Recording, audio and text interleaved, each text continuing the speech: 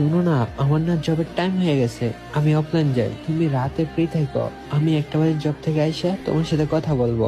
আচ্ছা ঠিক আছে, তোমার জন্য অপেক্ষা করব কিন্তু আমি। রাত 1টা বাজে। আরে ওই গ্রুপে কার সাথে বসে আছে? জয়েন দিচ্ছি, অ্যাকসেপ্ট করতেছে না। আরেকবার দিয়ে দেখি তো। ওই ডুয়োতে আসো। দাঁড়াও রিমন, ওরা আছে তো, তুমি ওয়েট করো, আমি ওদের সাথে একটু গেম খেলে আসি। আরে বেবি, এটা ঠিক না।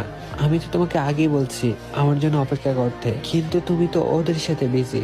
আরে তোমার কি মনে হয় আমি তোমার জন্য আমার ফ্রেন্ডকে ছেড়ে দিব? ওয়েট করো না একটু। আরে একটু সুন্দর করে তো বলো। আর আমি এটা কখন বলছি যে আমার জন্য তোমার ফ্রেন্ডদের ছেড়ে দিতে? আমি তো জাস্ট তোমার কাছে একটু টাইম চাচ্ছি। আরে চলে গেল। বাহ, ঠিক আছে, এখন তো দেখি গেম খেলতে চলে গেছে। দেখো গাইস, এখানে আমি ওর জন্য ওয়েট করছি আর ওই অন্যদেরকে নিয়ে চিল করতেছে। 1 ঘন্টা পর এসে আমার ইনভাইট দিচ্ছে, আমার ওর গ্রুপে যাওয়ার ইচ্ছা নাই। আরে আবার ইনভাইট দিচ্ছে, দেখি তো কি বলে।